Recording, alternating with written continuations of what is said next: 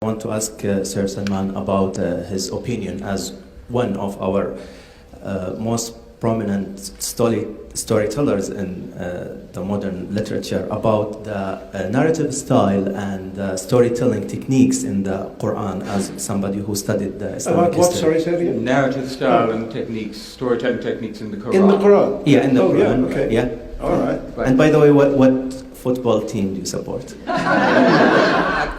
First of all, the Quran, as you know, is less narrative than the Old and New Testaments, much less narrative. I mean, only about, I would say, about a third of the Quran tells stories. You know, a lot of the Quran is law-giving, and a lot of the Quran is kind of fulminations against the unbeliever.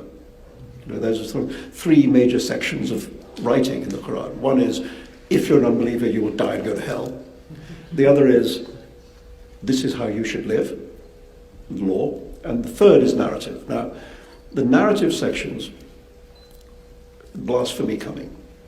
The narrative sections are highly derivative from, not just from the Old and New Testaments, but actually from the versions of Bible stories that were told in Arabia at the time by Nestorian Christians. The cult of Nestorian Christianity was more or less only in the Arabian Peninsula.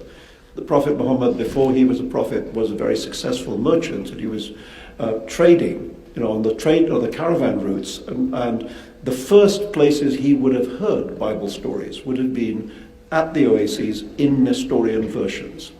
And the versions in the Quran are more or less identical to the Nestorian Christian versions.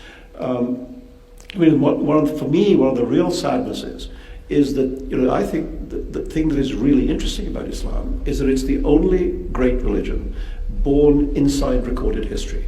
You know, this is the one where we know who the Prophet was, where he lived, what his economic situations were, what his family was, who his wife was, what he did for a living. You know, we know a great deal about his character. We know a lot about the social and economic situations of Arabia at the time. And we can see how all of that is relevant to the ideas that are expressed in the Quran. But that historical approach, that approach of looking at the Quran as an event inside history, is prohibited by Islamic orthodoxy. Because if this is the word of God, then presumably God is not affected by the social economic conditions of the Arabian Peninsula in the 7th century. You know, so all of this stuff is irrelevant.